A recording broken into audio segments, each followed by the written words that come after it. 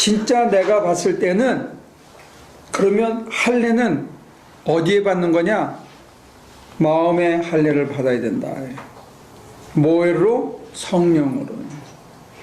칼로, 돌칼로 양피를 베는 게 할례가 아니고, 그 율법을 지킨다고 율법은 가지고 있으면서 제대로 지키지도 못하는 그게 유대인으로서 하나님 앞에 바로 선 인간이 아니고, 성령으로 마음의 할례를 받은 인간이 진짜다. 그러니까 여기 오늘 질문이 있어요. 성령으로 마음의 할례를 받는다 했을 때 마음의 할례를 받는다는 게 도대체 어떻게 감이 와닿아요? 이게 뭔 소리예요? 마음의 할례를 받았습니까, 여러분들은? 여성 교우들은 어떻게 받지?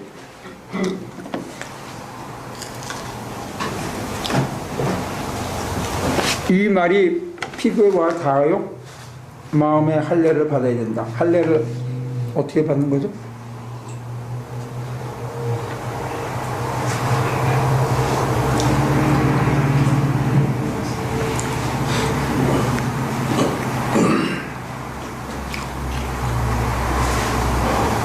얘기해보세요. 쭉 돌아가면서 거기부터. 거기. 사실 저희 문화에는 할례가 없잖아요. 네. 뭐 요즘 애들 태어나면 그런 걸 하기는 하지만 그거는 그냥 소위 말해서 나중에 뭐 인펙션이 있는 거 이런 걸 방지하기 위해서 하는 거지 그런 의미는 전혀 아니니까요. 그러니까 사실 그 의미가 그렇게 많이 와닿지는 않아요. 그러니까 거기가 그 할례라는 의미가 하나님께 이제 피를 자기의 그런 어떤 걸 바친다는 그런 의미의 것이라는 건 상상이 가긴 하지만 마음에 와닿거나 그러지 않죠. 그런 게 전혀 우리하고 이루어지지 않았기 때문에. 마음에는 어떻게 할례를 받아? 뭘 잘라야 되는 거야? 그래서 먼저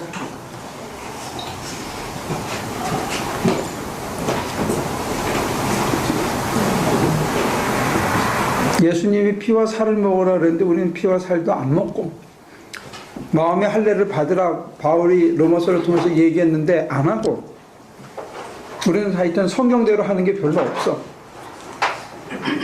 대답 안 했다고 그러면 안 되죠. 네? 대답을 안 했다고 그거를 안 했다고 이렇게 야단을 치시면 안 돼요. 그래? 대답만 못하는 게 아니고 이게 뭔지도 몰라 솔직히. 근데 마음의 할례를 받는다 그렇게 하면 그거를 그냥 안에 그렇게 다 알아들 수 있는 사람들인데 그게 뭔 소리야? 이름은 모르는 거예요. 그래? 그럼 얘기해 보시죠. 그것도 모르겠어요. 예를 들어서 지금 이제 박인종 씨가 잘 얘기했는데 나의 몸의 일부를 드린다, 뭐 피를 드린다 하는 그런 것처럼 마음을 드리는 거가 또 할례를 받는 거죠. 그래요? 쭉 얘기해 보세요. 우리는 어떻게 컨센서스를 모아가야 될 것 같아요. 그래서 많은 쪽으로 그냥 가는 거예요? 네. 민심이 천심이라고. 아까 할례 뜻을 이제 얘기하셨을 때 일부를 잘라서 이 아이를 이제 부모님께 바친다라고 얘기했었던 바와 마찬가지로 지금 장수인 씨가 주장하는 나의 자아를 드린다면서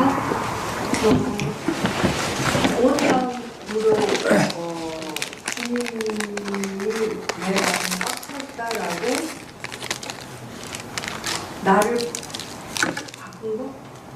그걸 좀 나를 하려고. 나를 바꾸는 거. 네. 그게 할례다. 네, 바꿔. 오케이. 이렇게 내가 스스로 바꾼 게 아니라 그렇게 하다 보니 내가 바꿔지나? 그게 할례가 되었구나라고 느껴.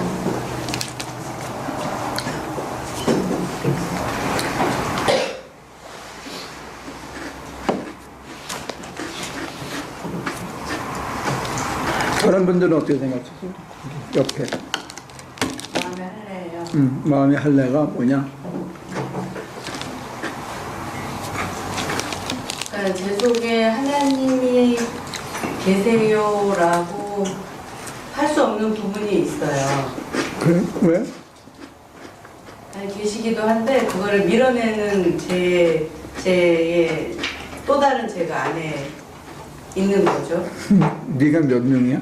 그러면 하나님을 따르고 싶은 나하고 거기에 이렇게 거부하는 저하고 그게 분명히 있는데 그러니까 인지를 못하고 살다 그냥 하나님만 온통 사랑하는 저예요 이러고 살다가 그런 딱 거부하는 제가 있는 저를 이렇게 딱 정말로 부정할 수 없이 맞닥뜨릴 그때가 있고 근데 그거가 계속 완전히 이렇게 하나님만 전부 있어 이게 그렇게 어려운 거구나 이게 안 되는 거구나 이거를 깨달으면서 근데 그거를 이렇게 하나님한테 이렇게 나를 드릴 수 있는 거는 그건 제 힘으로는 안 되는 것 같아요.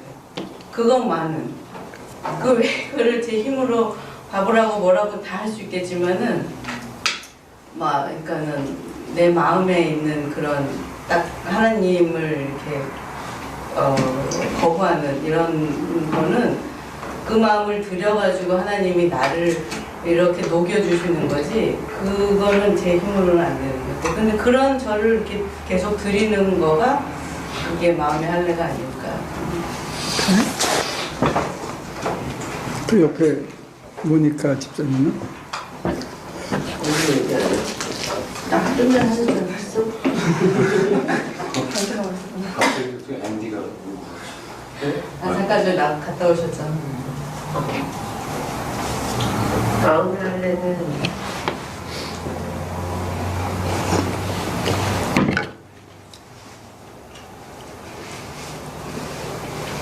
그냥 내 굳이 내 이 자아를 드리는 거. 내 자아를 드리는 거가 할례다. 마음에 어떻게 마음에다 어떻게 이렇게 할례를 하지?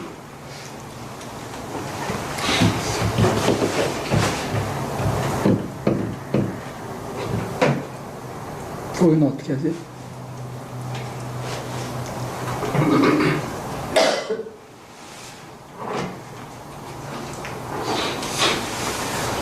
형식적인 게 아니라 진짜를 하는 건 같아요. 진짜로? 뭐가 진짜죠?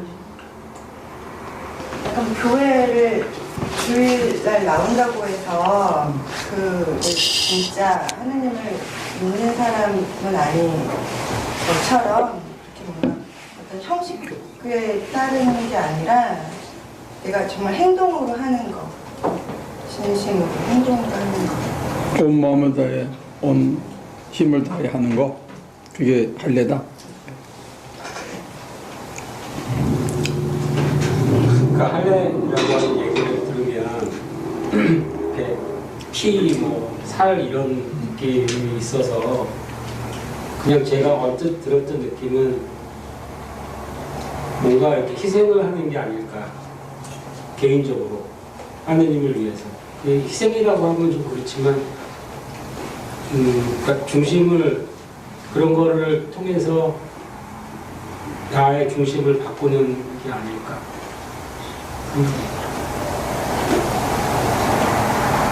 저도 같은데요. 묻어가지 말고. 나 저렇게 얘기할 거야. 저렇게 큰 밥을 처음 봤어. 그러니까 내가 하고 싶은 생각, 내 중심, 그것들을 이게 하나님이 원하시는 방향대로 이렇게 바로 잡고 회개하는 듯한 의미가 아닐까 싶어요. 돌이키는 거, 바로 가려고 애쓰는 거. 희생, 온 마음을 다해서 섬기고 따라가는 거. 장로님 어떻게 생각하세요? 오늘 본문을 보면은 나는 은경 씨한테 한편을 거기에 붙어서 가고 싶어요. 온 마음과 온 힘을 다해. 형식적이지 않고 만약에 우리가 형식적인 어떤 할례를 못 받았더라도 율법이라는 게 꼭 그 당시에 모세오경뿐만이 아니라 지금 바울이 얘기하는 율법은 예수님의 가르침까지 포함이 됐을 건데 그 예수님이 가르쳐줬던 그 하라고 했던 것들을 어떤 내가 유대인이든 이방인이든 뭐 주이시든 할례를 받았든 안 받았든 그냥 하는 거 그대로 따라가는 거 그게 마음의 할례를 받은 사람이 아닌가. 강원장님은요? 물어보니까 조금만 다를게요. 그냥 할례라고 할 때 의미가 그냥 유대인들이 그걸 함으로 인해서 그냥 하나님 나는 이제 하나님 겁니다. 내가 하나님을 내 거로 나의 주인으로 이제 하나님만 따르기로 약속합니다는 어떤 약속의 증표 그리고 너는 완전히 이제는 유대인이고 하나님의 사람이다라고 했던 그런 의미로 할례가 진행이 됐다면 그냥 그런 거를 우리 마음속에다가 그러니까 나는 이제는 하나님을 내 주인으로 삼고 이제는 약속하고 그냥 다른 신 안 모시고 하나님만 모시고 그냥 갑니다라고 하는 그거를 내 마음에다가 새기는 게 그걸 늘 의미하면서 하는 게 더 중요하다. 그런 외부적인 것보다 신학교에서는 대답했지. 도저히 신학교에 대답. 두 분은 어떻게 생각하십니까? 할례. 마음에 받아야 된다. 몸에다 받지 말고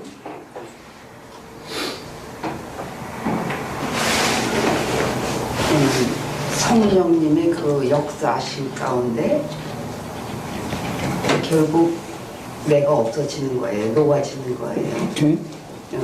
그 하나님이 깨끗게 하시고 정결케 하시고 당신을 알게 하시고 믿게 하시는 거. 그 순간 아주 처음에 만났을 때 하나님 처음 만났을 때 그 순간이 할례라고 저는 믿고 말하고 싶어요. 그럼 한 번만 받으면 되는 거예요? 할례요? 그 만남의 순간을 할례라고 한다면 예. 그게 그 한 번으로 끝나는 게 아니면 그 다음에도 계속 해야 된다는 거예요. 한 번으로 끝나지만은 계속 그 마음을 다해 그 하나님을 따르고, 예, 그 하나님을 사모함으로 따라가야지요. 오케이. 그 할례에서 중요한 컨셉은 계약이라는 뜻이 있습니다. 계약. 우리는 이게 계약이라는 게 좀 생소해요. 값없이 우리를 피 흘리시고 대속하고 내 죄를 위해서 피 흘리시고 죽으셨고 십자가의 공로로 내가 그저 믿기만 하면 구원받는다 하는 게 익숙해 있기 때문에 교리적으로 할례라는 말 속에는 하나님과 우리 사이의 어떤 계약이다 하는 컨셉이 우리는 이렇게 피부에 와닿지 않는다는 거예요. 그러니까 할례를 하는 시작이 이제 얘는 하나님의 소유물이고 어떤 면에서는 그러니까 하나님의 백성이 되어지는 거고 하나님은 이 순간 이 사람의 양피를 베어 바치는 자의 하나님이 되시는 거예요. 근데 이제 칼발트라는 신학자는 그렇게 설명했더라고요. 하나님이 인간과의 관계를 맺으면서 인간의 하나님이 되었다는 거예요. 이 계약이. 그냥 하나님, 공중에 떠 있는 하나님이 아니고 이 계약을 통해서 인간의 하나님이 됐다는 거예요. 이거는 하나님이 자기 자신을 컴파인한 거, 이렇게 갖추신 거예요. 자기를 엄청 양보한 거예요. 무한하신 하나님이 인간과 관계를 맺고 계약을 맺으면서 인간 안에 함께 거하시면서 자기를 팍 줄인 거다는 그런 컨셉이 들어있다는 거예요. 계약이라는 것 속에. 누구 안에서? 인간 예수 안에서. 이게 계약이에요. 새로운 계약. 그러니까 옛 계약은 아브라함을 통해서 실제로는 모세를 통해서 아브라함한테까지 거슬러 올라가지만 실제로는 아브라함이 아니고 이삭이 첫 효시나 마찬가지죠. 그리고 그 가족들도 다 그날 받았지만 그렇게 하면서 당신은 나의 하나님, 나는 당신의 백성. 이게 컨트랙을 맺은 거예요. 커비넌트라고 그러는데 내가 스스로 있는 자 하나님을 나의 하나님으로 모시고 나는 하나님의 백성이 돼서 하나님의 통치와 보호를 받으면서 하나님의 인도를 받으면서 산다는 이게 컨트랙인데, 이 컨트랙이 로마서에서는 누구 안에서 드러나냐면 예수 그리스도 안에서 드러난다는 거예요. 이 계약의 완성이 모세나 거슬러 올라서 아브라함에게서 보는 게 아니고 로마서에서는 예수 그리스도 안에 하나님이 인간의 하나님이 되시고 인간이 하나님의 백성으로서 하나님의 인간으로서 예수 안에서 신성을 충만히 부여받으시는 거예요. 하나님이 인간이 되신 거야. 그러면 인간은 신이 된 거야. 누구 안에서? 예수 안에서. 이게 할례예요. 이게 카비넌트. 이걸 내가 받아들이는 게 구원이에요. 굉장히 심플한데, 설명은 굉장히 심플한데, 이게 어떤 면에서는 신비적인 체험이 있어야 되고 성령의 인도로 성령이 보여주시고 깨닫게 하시는 은혜로 말미암아 이게 appropriate 내게 돼야 이게 받아들여지는 거예요. 그 설명이 제가 보면 굉장히 탁월하다는 거예요. 계약을 누구 안에서 했느냐? 예수 안에서 한 거야. 하나님이 인간의 하나님이 됐어요. 거기까지 이해가 됩니까? 예. 그냥 공중에 떠 있는 하나님이 아니고 예수 안에서, 나자렛 사람 예수 안에서 그 하나님이 그 인간의 하나님이 됐다는 거예요. 만물의 하나님이시지만 온 우주를 창조하신 하나님이지만 인간 예수 안에서 인간의 하나님이 되셨다. 거기까지는 이해가 됩니까? 그걸 내가 받아들이는 순간에 나의 하나님이 되는 거죠. 근데 시작은 뭐냐? 예수 그리스도라는 그분 안에 하나님이 인간의 하나님이 되었고 그 인간은 하나님의 백성으로서 신화되어진 거예요. 신성을 충만히 받으신 바로 그런 인간이에요.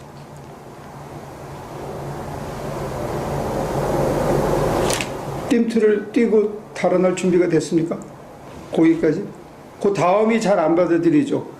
인간의 하나님이 됐다는 것까지는 이해가 됩니까?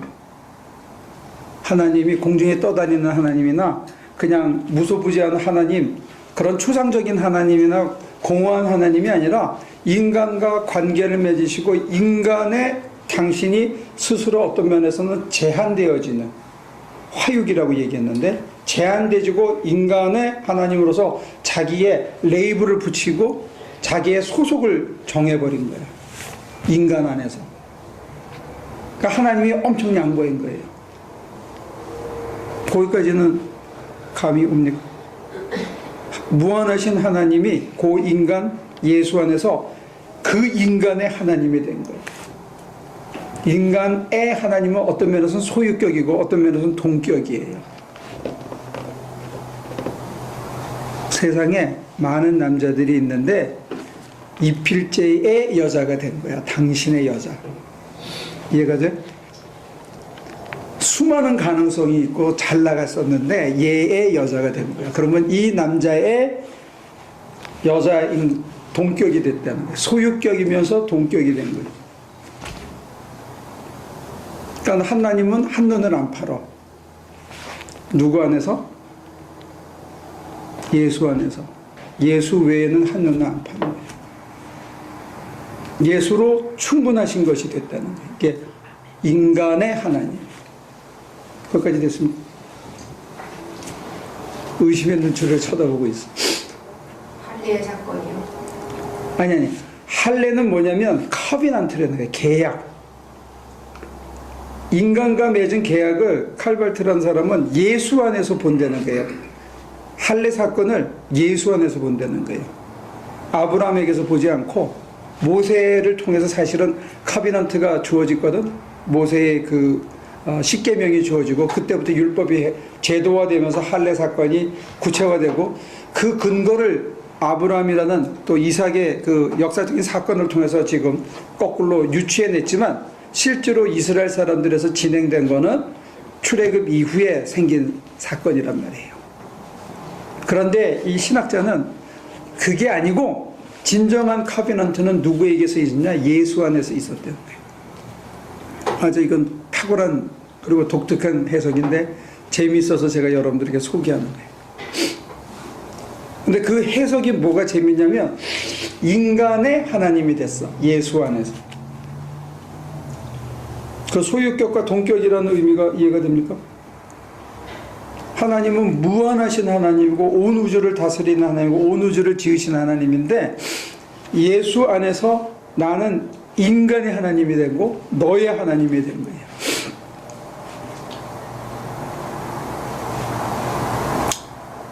그리고 삼일체 하나님의 충만한 신성이 그로 인해서 그 안에 충만해졌어. 그래서 그 사람 예수는 인간이면서 동시에 충만한 신성을 충만히 가지신 그런 독특한 분이 됐다는 거예요. 근데 저는 여기서 한 걸음 더 끌고 가고 싶은데 예수 그리스도가 바로 그분이 내 안에, 내 앞에, 내 옆에, 내 등 뒤에 나와 함께 임마누엘의 하나님으로 계시는 것 자체가 믿음이라고 또 얘기해요. 그게 믿음이라는 거예요. 믿음은 그런 의미에서 외부에서부터 주어진다고 보는 거예요. 인간 내면의 것이 아니고 하나님의 자기 소유라는 거예요. 이 관계 속에서 하나님이 자기를 내어준 거라는 거예요. 바울의 표현한 대로 얘기하면 믿음은 은사다 그래요. 하나님의 선물이라는 거예요. 근데 그 선물이 뭐냐 했을 때 믿음이라는 어떤 인간의 특성이나 성품이 아니고 예수 그리스도라는 선물이라는 거예요. 그가 내게 함께 하심으로 인해서 내가 이 화육사건을 이 하나님과 맺은 커비넌트를 내 것으로 받아들이게 된다는 거예요.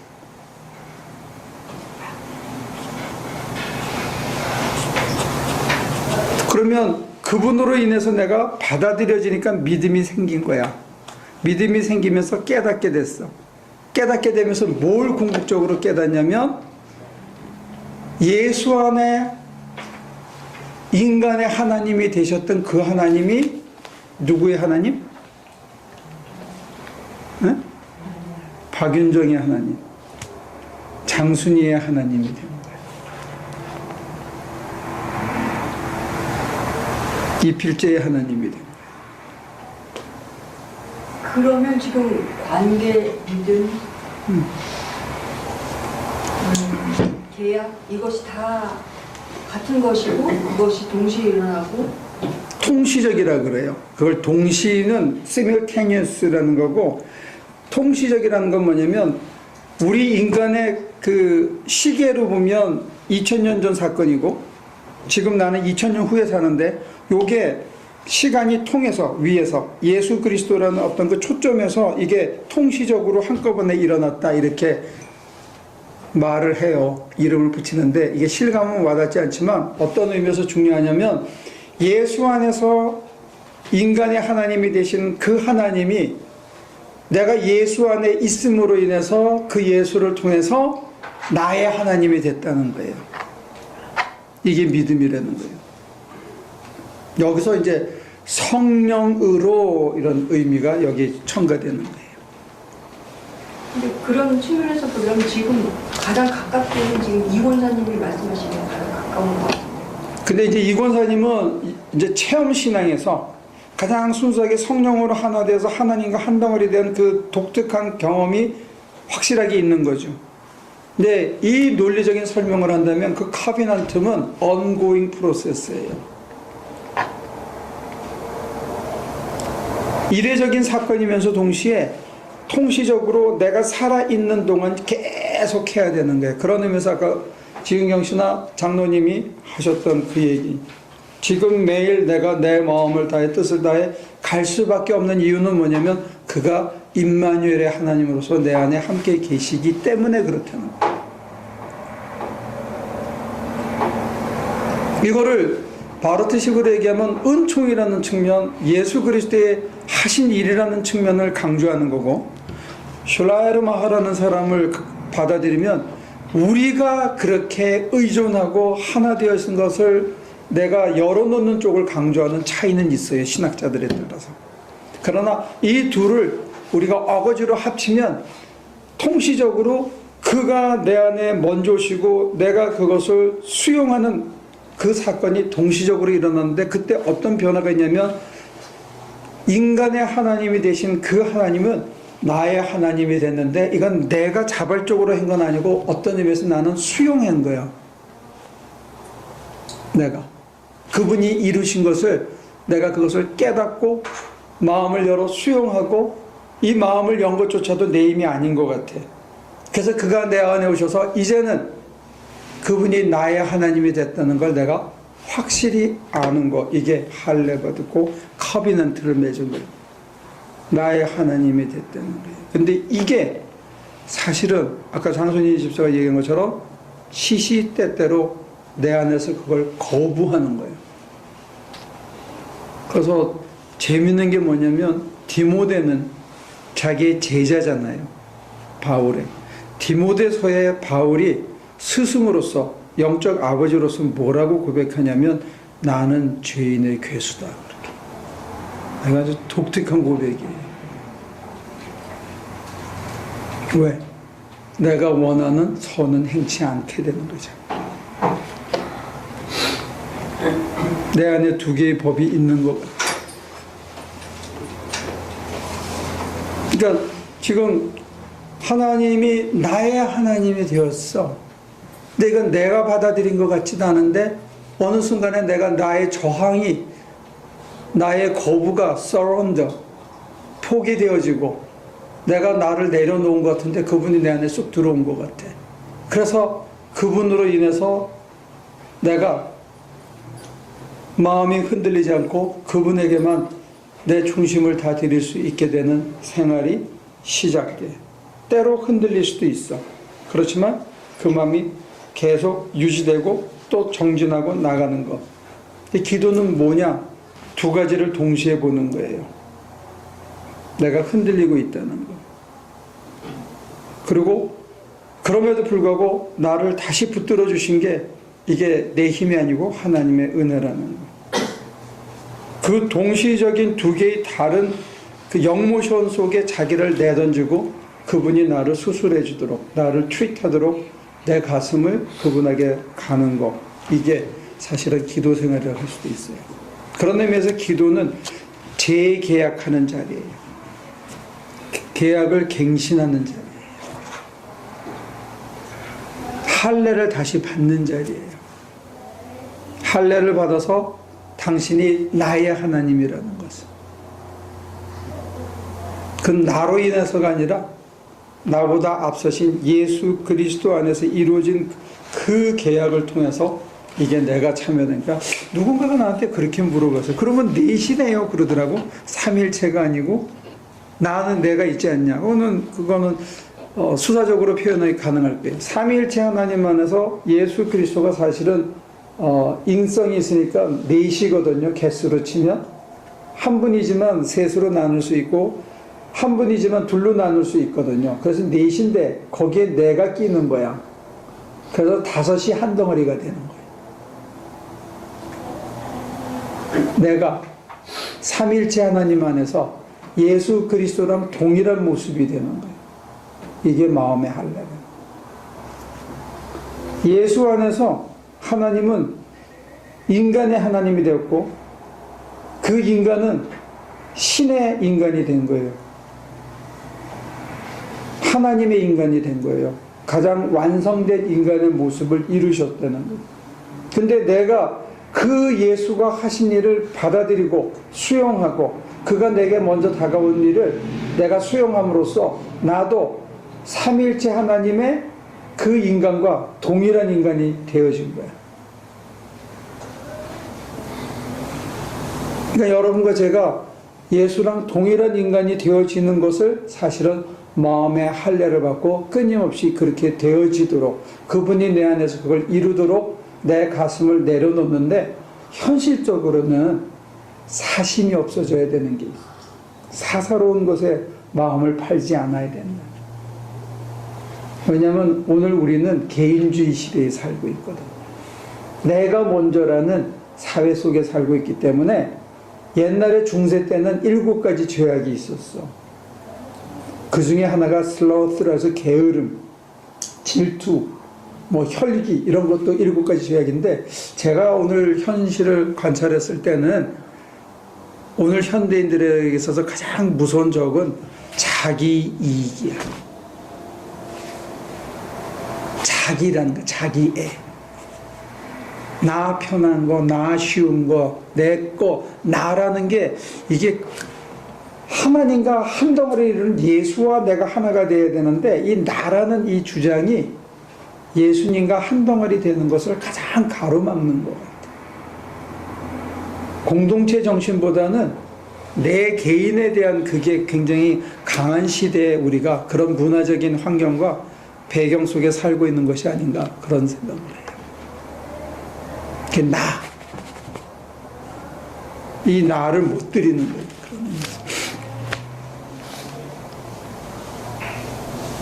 그래서 마음의 할례를 받는다는 게 무슨 양피를 베끼거나 무슨 사설한 회개하는 정도가 아니고, 어떤 면에서는 내 정체성이 뭔지를 자각하는 행위를 끊임없이 기도 속에서 하는 거고, 그것을 가로막고 있는 현실적인 실패담과 그리고 자이고를 붙들고 싶은 그런 것들의 그 흔들림 속에서 자기가 누군지, 내 앞에 미리 오셔서 나와 함께 하시는 그 하나님 예수 그리스도를 바로 내 모습으로 내가 수용해야 되는데, 우리는 예수가 십자가에 대신 죽었다 이 사실만 자꾸 로마서를 통해서 얘기하니까 이 할례가 잘 안 보이는 게 아닌가 싶어요.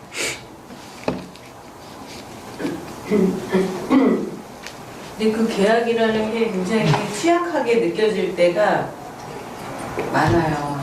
그러니까 예수님이 나를 꽉 붙들고 같이 이제 그 계약을 맺기를 원하신다는 거를 강하게 이렇게 느끼기 전에는 저는 언제든지 그거를 파기하고 싶거든요. 그러니까 하나님이 그 정도로 포기하고 저랑 하나가 되고 싶어 하시는데도 불구하고 그런 거를 인지를 뭐 했다가도 그거는 별로 중요한 게 아니에요. 제가 사는 데에서는. 그러니까 뭐 지금은 좀 실수를 하고 잘못하고 이렇게 뭐 자존심 상하고 뭐 아무튼 그런 일이 있을 때 좀 그러거나 말거나 그냥 배째세요 뭐 이런 적도 있지만은 그 전에는 그냥 파기하고 싶은 게 더 강한 거예요. 그냥 하지 마세요. 그냥. 그러니까 그 계약이라는 게 뭐 법적으로 이렇게 딱딱딱 돼가지고 네가 이렇게 계약했으니까 해야 되잖아 이런 게 아니잖아요. 그러니까 그게 굉장히 이렇게 영적으로 신앙적으로 중요한 거고 그런 계약이고 할례고 그렇지만은 정말 시시때때로 파기하고 싶은 마음이, 그 사랑의 계약이 많은 신학자들은 그걸 일방적인 계약에 가깝다, 쌍방이면서 동시에 일방적인 계약에 가깝다는 이유는 뭐냐면, 우리가 내 이기심 때문이나 자기 사랑 때문에 나를 택하고 하나님을 밀어낼 때 하나님은 그 계약 파기의 벌을 자기 자신에게 때린다는 거예요. 부모가 자식을 때리는 게 아니라 자기 종아리를 치듯이 그 아픔을 자기에게 전가시킨다는 거예요. 그게 어느 날 깨우쳐 줘야 되는 거죠. 그게 너무 아프다는 거를. 내가 그렇게 하는 거가 예수를 다시 한번 십자가에 지게 하든지 하나님의 손에 상체기 정도가 아니고 이렇게 긁어서 온몸에 피가 흐르게 한다든지, 내가 더 이상 하나님을 아프게 해서는 안 되겠다든지 그런 어떤 자기 자각이 생기기 전에는 그거는 자기 사랑에 우리가 함몰되거나 그쪽으로 다시 돌아갈 가능성이 많은 것 같아요. 현대인들은 자기를 참 많이 사랑해요. 조선시대에는 자기 자신보다는 가문을 더 먼저 사랑했다는데, 부모를 더 섬겼다는데 자기보다는. 일본 사람들이 가미가제를 한 건 자기 사랑 때문에 한 건 아니거든요. 천황을 위해서, 조국을 위해서 목숨을 바쳤는데 요즘은 뭘 위해서 목숨을 바치는 거냐?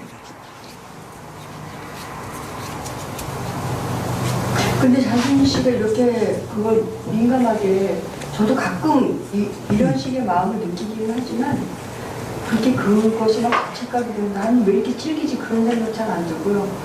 곧바로 그거를 민감하게 느끼는 거를 참으로 기뻐하거든요. 근데 이렇게 장순희 씨는 그것이 마치 저에게는 괴롭다라고 느껴지는데 이걸 훨씬 더 민감하게 느껴서 그런 걸까요? 제가 찔겨서 아니 그런 것 같지 않아요. 무딘 건지 예민한 건지 찔긴 건지 겁이 많은 건지는 더 두고 봐요.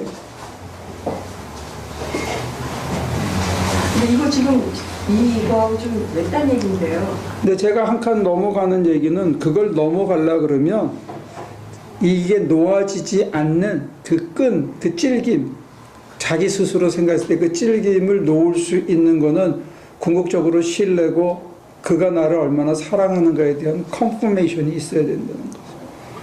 하나님이 자기를 희생하고 자기를 아파하면서까지 나를 지극히 사랑하고 기다려 주신다면 더 이상 내가 내 하나님을 아프게 할 수는 없다는 그런 자각과 수용이 있어야 그걸 넘어갈 수 있지 않을까 하는 얘기. 그건 신뢰도 필요하거든요. 하나님에 대한 무한한 신뢰와 그 하나님이 날 위해서 얼마나 지금도 아파하시고 내가 내 사랑하는 사람을 아프게 해서는 안 되겠다 하는 그런 자기 자각이 있어야 될지 모르죠.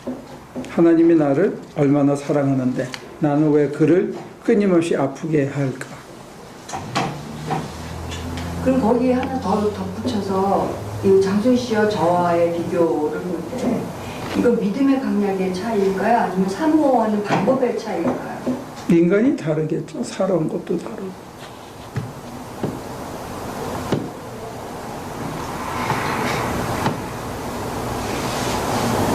누가 믿음이 더 좋고 깊고 이거는 참 판단하기 힘들어요. 특히 개신교에서는 그렇게 허락하지 않는 게 믿음은 예수 그리스도가 바로 믿음이라고 보거든요.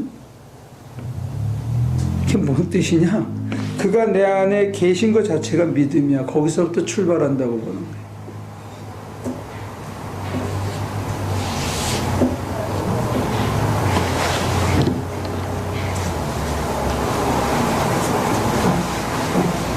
그러니까 저는요 그 토마스 머튼이 쓴 7층산 있잖아요.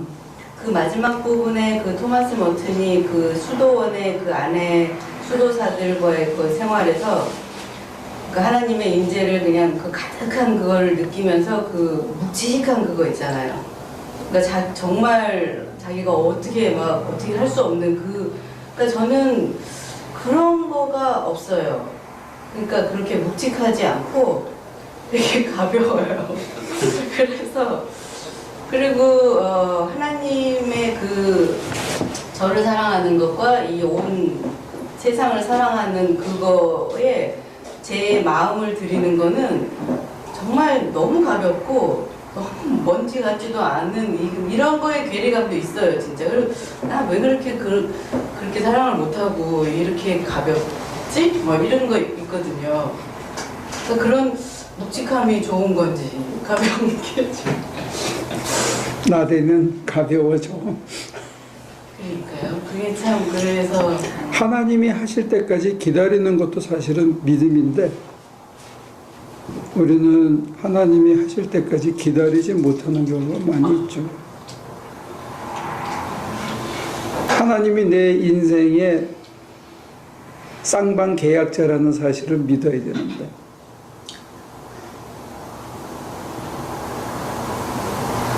여러분과 제가 급해서 서두르면 실수를 많이 하죠. 목사도 혼동하는 게 뭐냐면 목회를 자기가 한다고 생각할 때가 많이 들어요. 내가 이걸 하고 이 프로그램을 하고 뭘 하고를 자꾸 생각하고 어떤 교인이 안 나오고 왜 안 나오고 설교를 잘했니 못했니를 자기가 자꾸 평가하려고 그럴 때가 생겨요. 목회조차도. 여러분들도 여러분들의 비즈니스나 자녀 교육이나 뭘 하면서 자기가 자꾸 주인이 돼서 평가하고 뭘 하려고 그러는 경우가 생기는데, 여러분들이 평소에 하는 일 속에서 하나님의 향기가 나야 되는 것만큼이나 그 일의 쌍방 계약자가, 여러분들의 동업자가, 더 정직하게 얘기하면 주인이, 목회의 주인이 목사가 아니고 하나님이라는 사실을 알면 역설적으로 목회는 많이 편해져요. 망하면 누구 책임이야? 응? 그럼 내가 걱정할 게 없잖아. 그냥 종놈은 시키는 것만 도망 안 가고 잘 하면 되는 거지. 너무 잘하려고 그래서 망치는 애들이 많더라고. 그래서 택틱도 쓰고 인간적인 방법도 쓰고 사카린도 넣고 MSG도 넣고 별짓을 다 하는 거예요. 그래서 이룬 것을 자기 성공이라고 생각하면 그건 도둑질이지 성공은 아니죠. 여러분들의 비즈니스도 마찬가지일 거예요. 사카린 넣고 뭐 넣고 그러면 반짝반짝할지 모르지만 결국은 어디서 구멍이 나겠지요.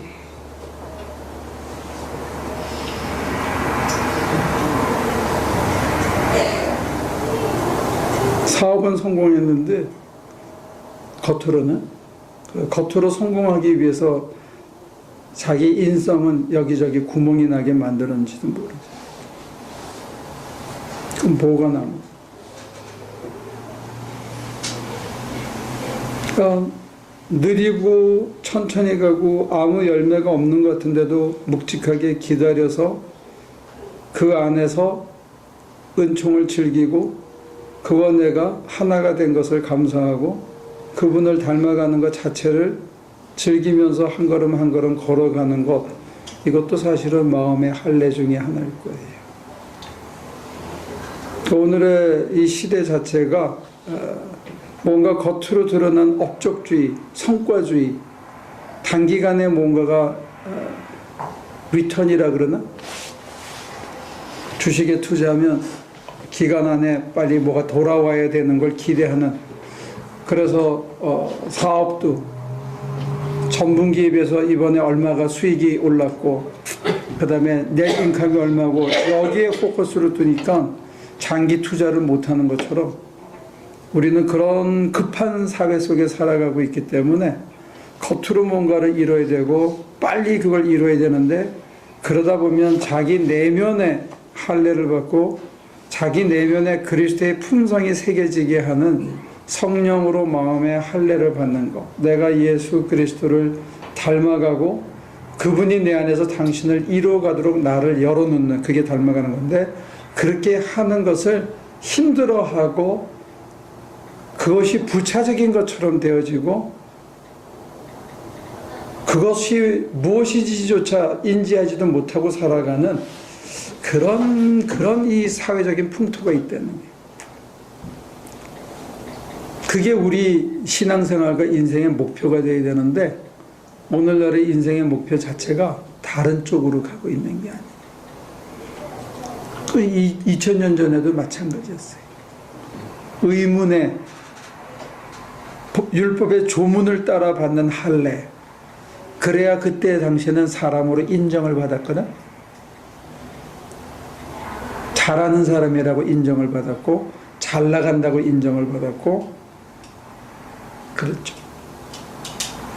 네, 지금 이 시대에도 사람들이 인정하고 사람들이 좋아하고 사람들이 추구하고 많은 사람들이 모여있는 그것과 상관없이 내가 정말로 그리스도 예수가 그 예수 안에서 하나님이 인간의 하나님이 되고 그 하나님이 바로 나의 하나님이 돼서 예수 안에 이루셨던 바로 그것을 우리 각자 안에서 하나님이 이루시고 싶어 하는데 나는 뭘 이루고 싶어 하냐 이거지.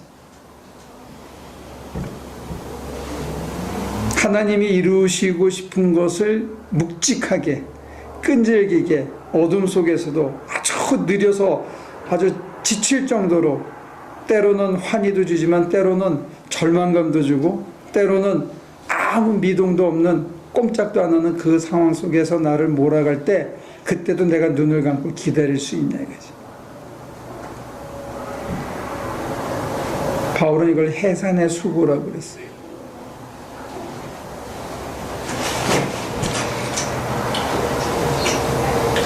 엄마가 되보지 않으면 이런 관계를 요번에 이거 이렇게 저도 아파본 적은 처음인 것 같아요. 그렇죠. 그런데도 불구하고 제가 그 하나님을 찾는 부분에 있어서 굉장히 절박하지 않다라는 생각을 많이 하게 됐거든요. 지금까지 살면서 잘 아팠던 것 같은데도 제 힘으로 어떻게 할 수도 없었음에도 불구하고 이 하나님을 막 너무 사모하기보다는 이 아픔 자체에 얽매여서 이때 저번에는 이 정도 아파서는 하나님을 좀 만난 것 같은데 지금은 더 아파버리니까 이건 뭐 완전히 더 낮아빠진 것 같기도 하고 그냥 저 자신에 대한 믿음이 한없이 추락하는 것 같은 그런데도 불구하고 내가 하나님을 진짜 갈망하거나 하나님의 뜻에 따르겠다라고 하거나 뭔가 특별한 사명의식이 불타오르는 거는 아예 없어지는 것 같고 그래서 그건 굉장히 믿음이 좋아진 거야.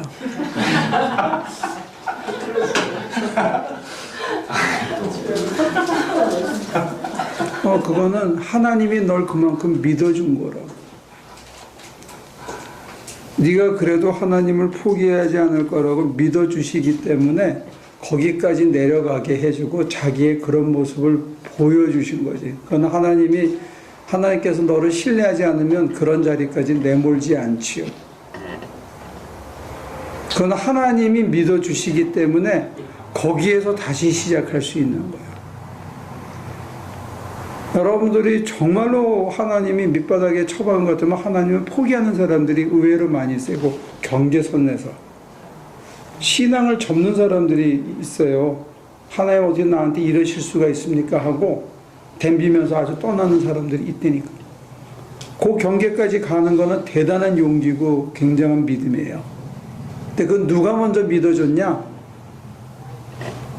발트식으로 얘기하면 하나님이 우리를 먼저 믿어준 거야. 그 믿음에서 출발하는 거라고요. 근데 그것도 이제 상호 작용이 같이 가면 이제 시너지가 나겠죠. 아니. 개신교에서는 그건 실존주의 철학이야. 내가 믿는 게 아니라는 거예요. 내가 분발하고 내가 사모해서 되는 게 아니고 그걸 하나님이 믿어주신다라고 제가 느껴야 되잖아요. 이제 어느 날 느껴질 거지. 못 느끼니까 나 같은 선지자를 통해 가지고 설명을 해주잖아. 그래서 선생이라는 게 있는 거야. 그게 뭔지를 스스로 깨닫지 못하니까 그거를 미리 경험한 선지자라는 게 여러분들 굉장히 앞설 선자에다가 지식을 가진 거야. 여러분들보다 제가 조금 앞서서 그걸 경험한 것 뿐이라. 그래서 과감하게 죄 짓고 용감하게 용서를 구해라. 이게 다 선지를 통해서 과거의 경험을 통해서 내가 깨달은 바를 소개해 주는 거라니까. 그런 의미에서 우리 감리교 신자들도 하나님의 이니셔티브를 강조할 필요가 있다고 생각해요. 우리 감리교 신자들은 사실은 하나님의 이니셔티브를 그렇게 강조를 안 해. 자꾸 내가 뭘 믿는 거를 강조하는데 그거는 개신교 신학은 아니에요. 프로테스탄트의 뿌리는 뭐냐면 솔라 그라시아, 오직 은총으로, 은총이 먼저야. 그 다음에 솔라 스크립추라, 오직 성경으로만. 그 다음에 솔라 피데, 오직 믿음으로. 순서가 있다고. 솔라 그라시아가 제일 먼저라고. 솔라 피데가 아니고. 오직 믿음으로는 맨 나중이에요. 오직 은총으로 가는 거야. 근데 왜 자꾸 솔라피데만 얘기하는지 모르겠어.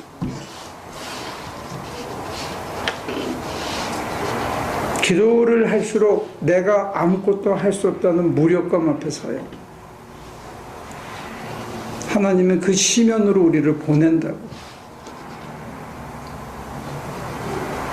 은사주의자들은 환희와 희열, 합의를 통한 환희와 희열을 강조하는데 하나님은 우리를 철저한 무력감으로까지 보내신다는 게 우리를 믿어주시면. 그럼 저희는 믿어주셔서 망하게 하시는 거예요? 그 니제로 한 거지.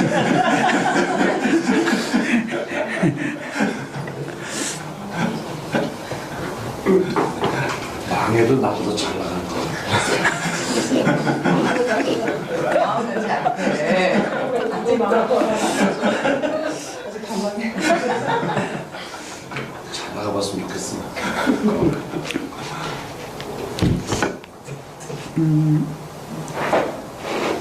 세상적으로 망하는 거하고 세상적으로 성공하는 거하고, 그 세상적으로 성공했는데 충족감이 없을 때 우리는 모르지만 우리 속에서는 하나를 향해서 부르짖을 수 있어요.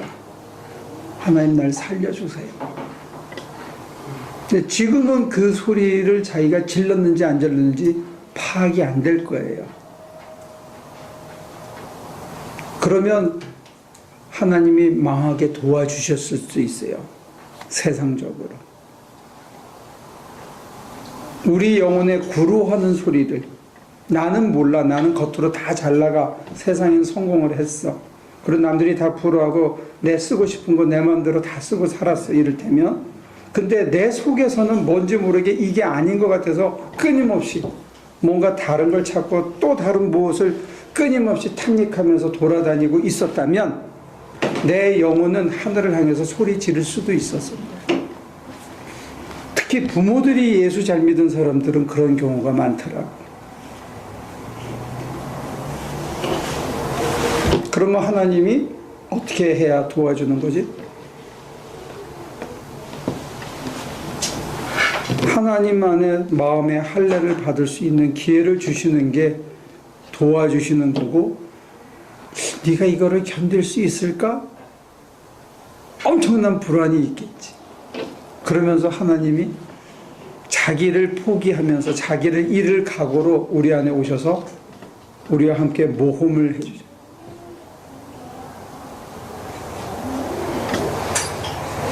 그래서 화이트헤드라는 사람은 Adventure of Creative Transformation이라는 멋있는 말을 만들었어요.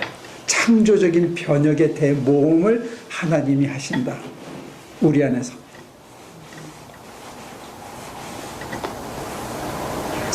창조적인 변혁. 멋있잖아, 그지? 내 안에서 구루하고 있어. 나는 모르는데 이거 아닌 것 같아. 뭔가 허전해. 뭔가 허망해. 정말 이렇게 사는 게 맞는지 나는 모르겠어. 그래서 속이 안 차니까 막 이것도 먹어야 되고 이것도 사야 되고 뭐도 자꾸 뭘 하려고 그래. 그래서 잠시는 충족된 것 같아. 그래도 이상해. 그때 진정한 창조가 뭔지, 진정한 변화가 뭔지 하나님이 우리와 함께 모험을 시작하신다. 그럼 지금은 모험 중인지도 모르지. 그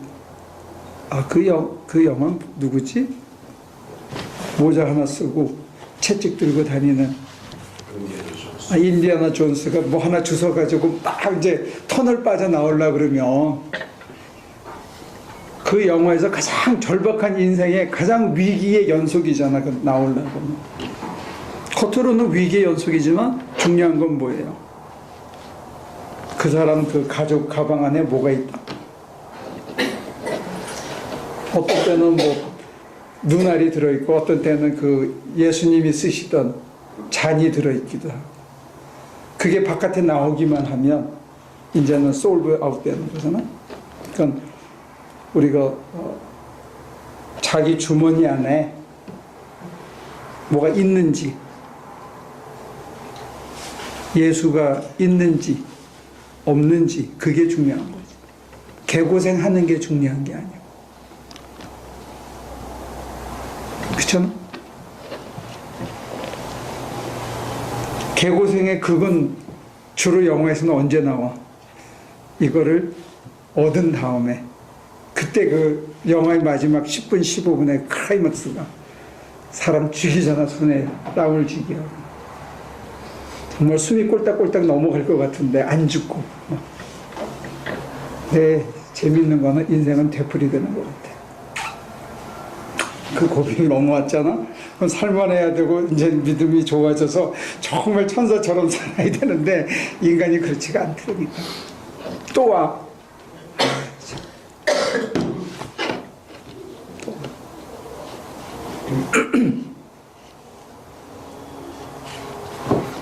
재밌지?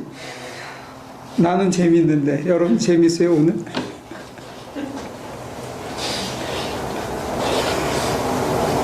그러나 개고생을 하고 있다는 사실은 중요한 거는 하나님이 그 개고생 가운데 있는 사람을 믿어주고 있다는 거예요.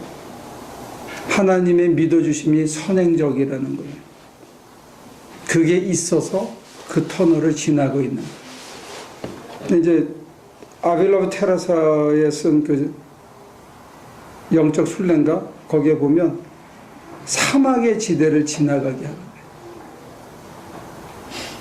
그래서 하나님이 안 계신 것 같아 거기는. 그래서 나중에 뚜레박으로 물을 푸는 게 아니고 하늘에서 소나기가 내려와서 그 영적 갈증이 해소되고 난 다음 단계 뭐가 있냐면 뱀의 지대를 지나가야 돼. 수 없는 유혹이 또 있어. 영적 순례라는 게 그렇게 녹록지는 않은 것 같아요.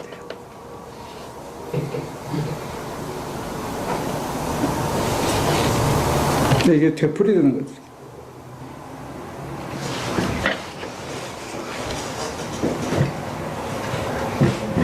근데 아까 여쭤보려고 했던 네. 건데요. 여기 이제 할례는 남자들이 하는 거잖아요. 네. 맨 처음 서두에 이제 말씀 꺼내셨듯이 네. 아프리카 여자들은 할례를 한다고 네. 하더라고요. 그러면 이 당시에는 그 종교에 많아요. 성차별이 있었나요? 심했죠. 그래도 예수님을 따라다니는 마리아라는 그게 혁명이었죠. 혁명이었는데 로마서 맨 뒤에 보면 여자들의 이름이 거의 반이에요. 이건 혁명이었어요. 2000년 전에. 재밌는 거는 1884년에 기독교가 들어왔다고들 얘기하는데 1930년대까지만 하더라도 예배당이 이렇게 둘로 나눠져서 예배드렸어요. 장로님 그런 거 못 보셨어요? 여자석, 남자석 따로 있었어요. 근데 우리나라뿐만 아니라 다른 나라에서도 그랬었다고.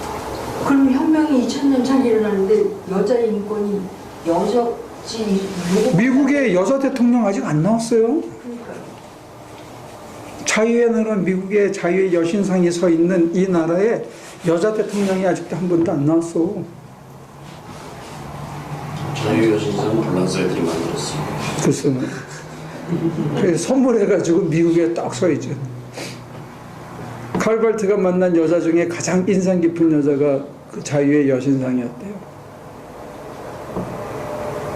그 앞에 가서 한참 서 있었대요. 아마 많은 대화를 나눴나 봐.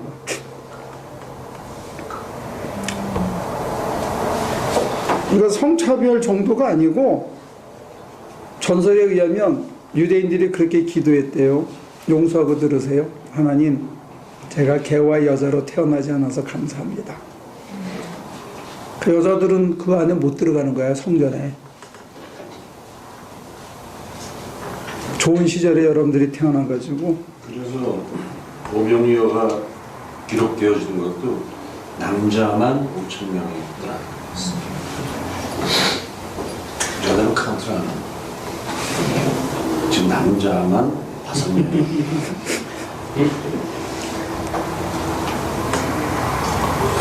근데 목사들의 금원이 있어요. 여성교회를 존경하라. 못 알아들었어요? 존경하라고? 네. 여성교회를 존경하라. 존경하라. 여성교회를 무시하면 목회가 힘들어지는 거야. 요즘은 그래.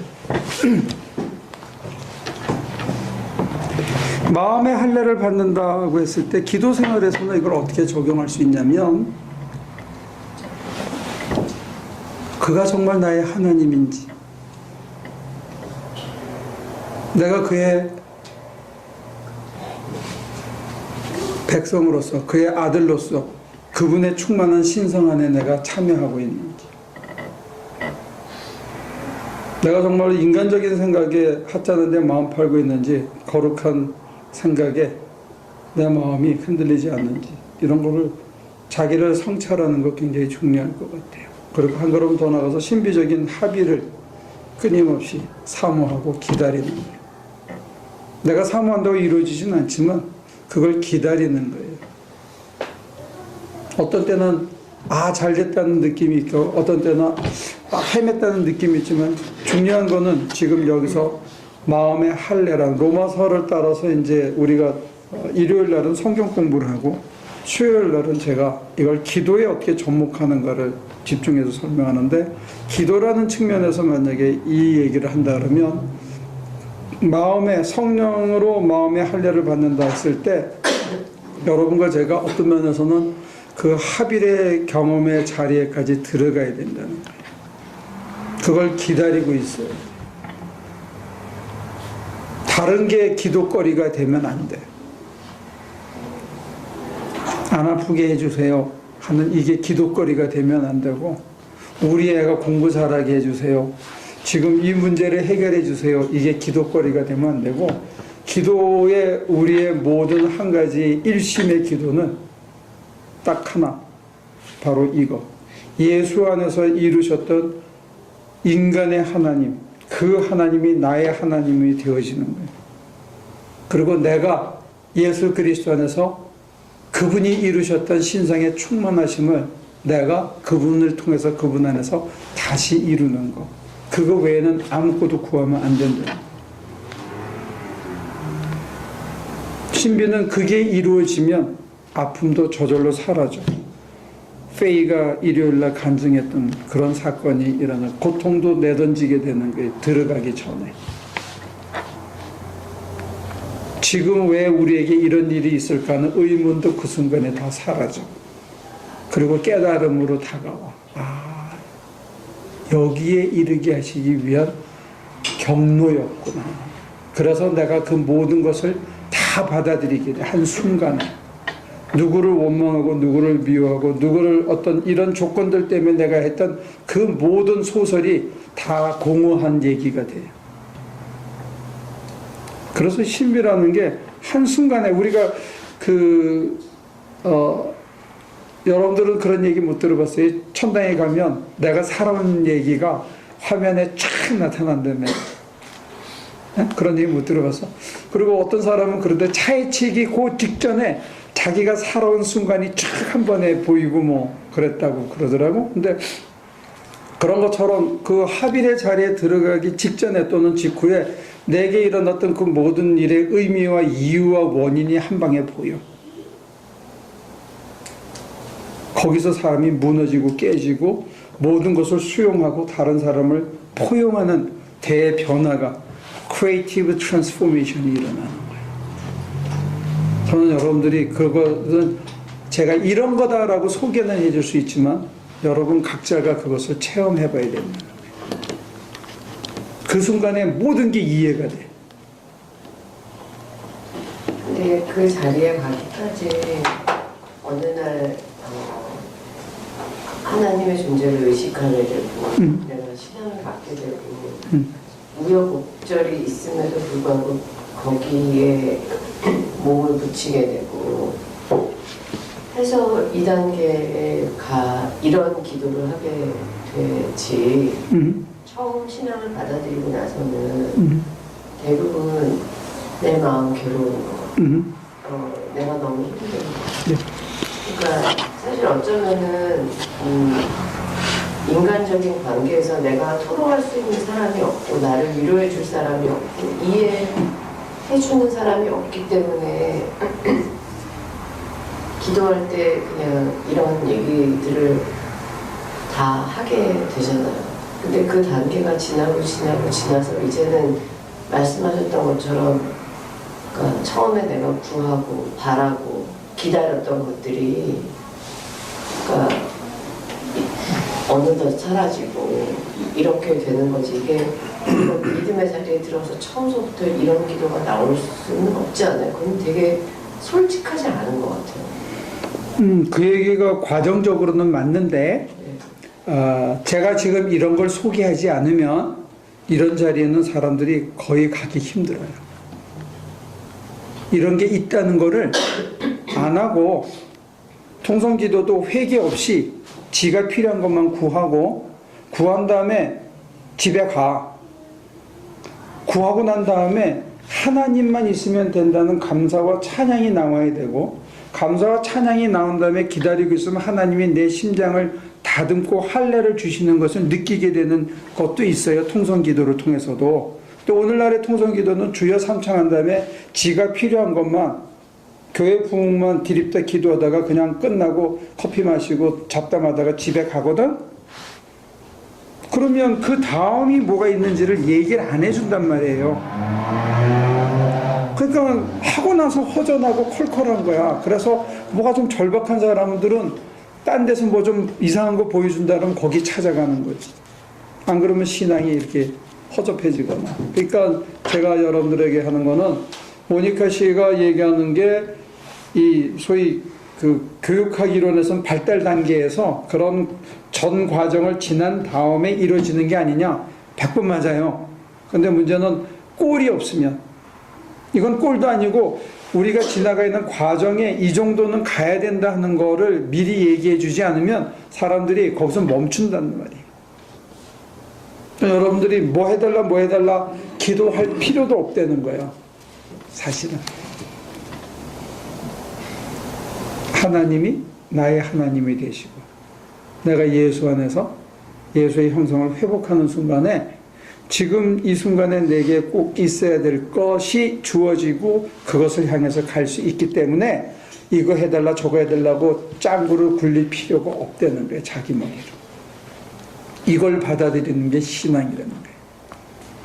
내게 가장 알맞은 것을 이 순간에 주셨다는 것을 수용하게 되고 그 속에서 지금까지 이걸 쳐다봤기 때문에 괴로웠는데 그 순간에 이쪽을 쳐다보니까 즐길 만한 일들의 연속이고 내가 마땅히 해야만 하는 일들을 지금 하고 있는 것뿐이라는 것을 받아들일 수 있게 됩니다. 이게 마음의 할례.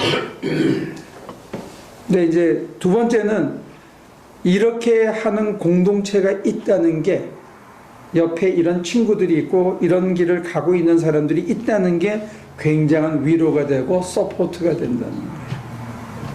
안 그러면 못 가, 혼자서는. 굉장히 힘들어. 누군가가 미련하지만 이 길을 가고 있다는 게 자기를 참 안심시켜줘요. 그래서 하나님께서 신앙을 함께하게 해주신 것 같아요. 그리고 세 번째, 엉기면 선지자를 찾아. 선배를 찾아. 신앙의 선배를. 그 길을 먼저 가본 사람을 찾아.